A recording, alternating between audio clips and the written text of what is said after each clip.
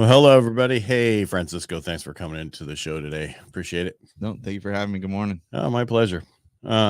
Unique world out there today. Rates didn't really move much this week. Got a holiday next week. By the way, we're not here on Tuesday and Thursday next week because Tuesday's a holiday. Oh, yep. And Thursday's my birthday, so I ain't going to be here. Nice. What are you going to be doing? I don't know. Anything other than this.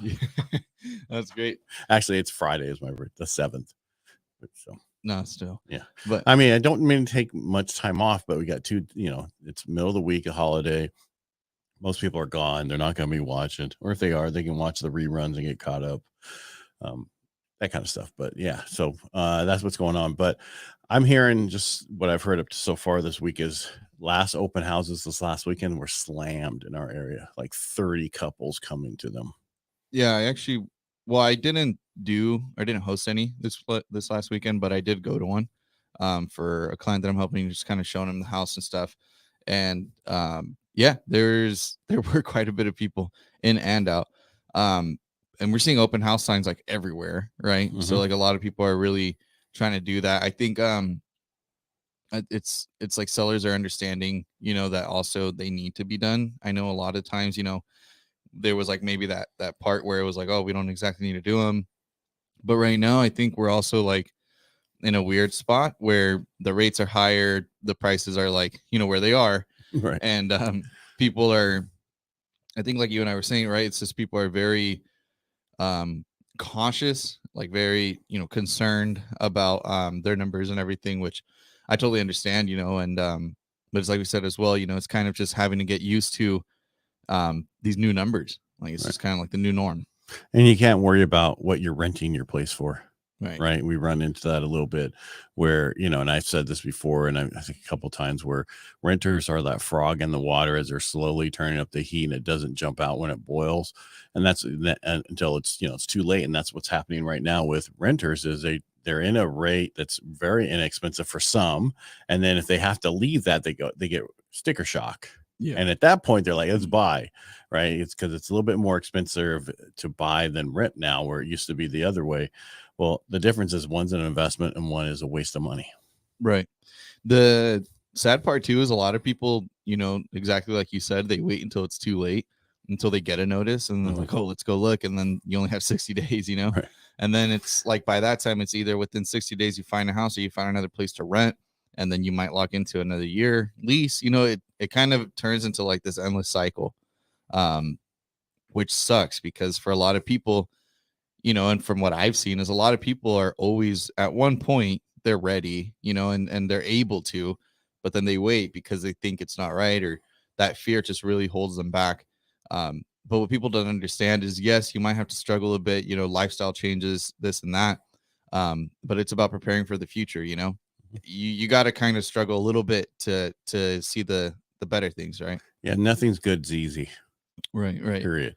I think the problem is we hear too much today about fairness and how it should be so easy to do this.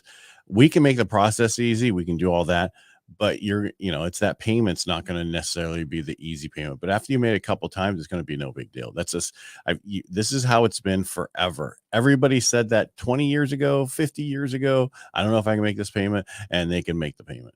They get used to it, and that it's nothing new. I think everybody thinks it's all new stuff right now. No, it's the same stuff over and over again. Right. And I mean, it's just as things keep going by too. And, like some people have the concern of, okay, like what if something happens with my job or something and I can't afford to make this payment anymore? They'll work with you. That, and we've said it time and time again, better have some, equity in a house and have something to sell rather than just getting booted out of somewhere. Right. Because if you lose your job, you don't get any benefit from staying in a rental. Yeah. Right. They don't have to keep you there forever. They'll evict you after a while you're not making your payment. The difference is if you own the home, if it's FHA, they have to work with you for up to 12 payments. Nice. You know that? Did you know that? So what happens is there's called this thing partial pay with the mortgage insurance on FHA. If you get behind, they can take up to 12 payments and put it onto the loan. And then when you sell the house or refinance it, you have to pay them back. And that's a partial pay. The problem during the pandemic so used to so many issues we've had, the Great Recession, when people were losing the houses, they weren't FHA.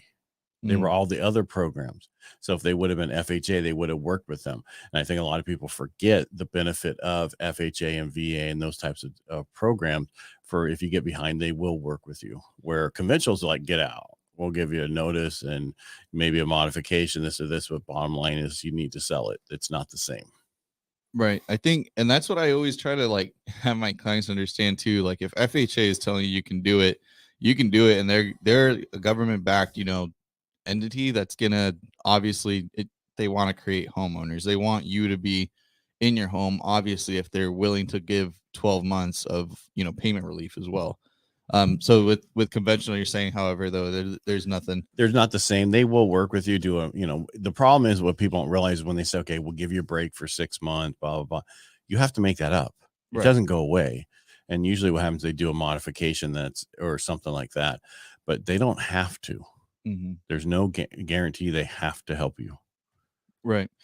And even, again, kind of going back to like, even if you're in that position where you're conventional or any other, sort of creative financing or whatever it may be, again, you're still going to be in a better spot if you have something than if you don't have, anything at all. And I mean, exactly like Ed was saying, when it comes down to the rental part of it, that landlord, they need to make their payment. So they're not going to work with you as, obviously having your own house and having that stake in it, because granted, obviously you're offsetting in, exactly like Ed said too, it's getting paid off eventually, but those are the types of benefits that you can have rather than scrambling and being in fear of getting evicted. Right.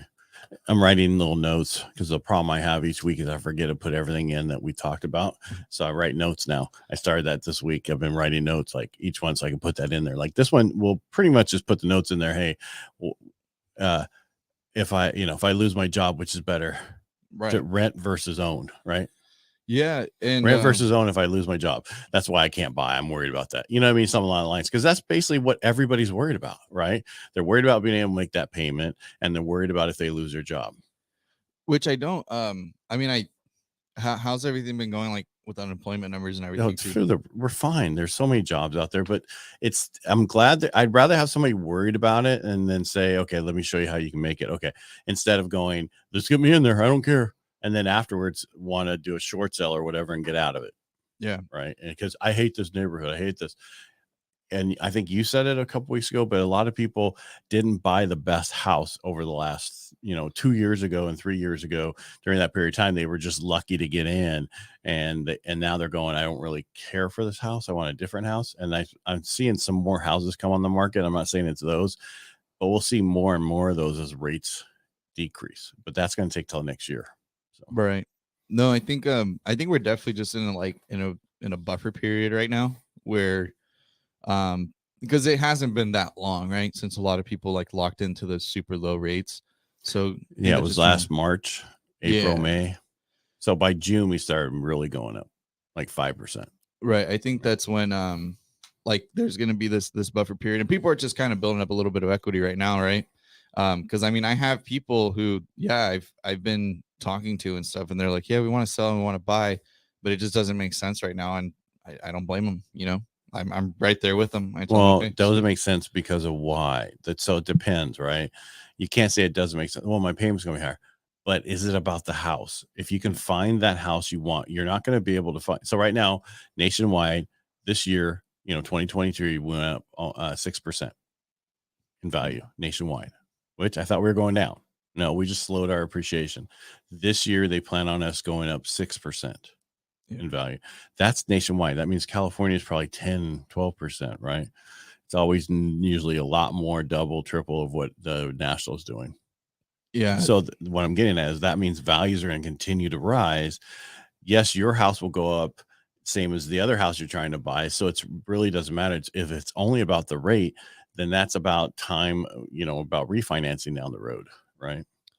Yeah, it's hard though to like kind of get people. I know, like that's the toughest part. It's easier to do nothing. Well, it's like they don't make a mistake if they do nothing. Or it's almost like horse blinders. You know what I'm saying? Like it's like a straight view of like, okay, have you warmed before? Is that what you're telling me? No, it's just like I think a lot of people just kind of it's like tunnel vision, right? Like I understand. very not considering everything else. And they're really just focused on the interest rate. Well, they're focused on their payment. They're focused on that part of it, which is fine. But and again, most people don't want to make a mistake, period. And that's okay. But most people make a decision out of pain or pleasure. Right now, the pleasure is not enough for them to make that. The pain is too much on that payment in their eyes. So that's their problem. We need to show them that, hey, yes, that's where it is, but eventually it will go down, but they don't know when, and we can't tell them when. So you know what I mean? It's easier to do nothing than to do something for some people. Yeah. Then they jump in when everyone's doing it. Can I do it? And people haven't realized we've had no houses on the market in the last 3 years compared to what we normally have on. See, people think 20 and 21, it was a banner year for house sales, and the volume when we were only 50% each year less of the year before, and now we're even less. So people just thought it was me. What was so busy was we were doing so many refinances. Yep. Right. And so people were refinancing and doing this, buying this, and we're doing that. But so it seems super crazy and busy, but if you look at just real estate sold, it wasn't. And that's what people don't get. And so right now is the best time still to buy the house. It's the worst time to get the rate, but that's not going to be that way forever. You can always refinance down the road. I can't tell you when you're going to refinance, but you will. Yep. Yeah. All right. Anything else you want to add before we go? No, that was a great ending. All right. Well, thank you for being here. Thank you for watching. We really appreciate you. If you want to support us, the best way to support us is go to our YouTube channel, subscribe. Mine's Ed Parcaut, also Real Estate Jerky. And you can get to Francisco from Francisco Ruvalcaba Jr., right? Yeah. Yeah. YouTube channel. All right. Yep. Give me a call too, 209-493-2400. We're all here to help. That's right. That's all we want to do. Get you into a house.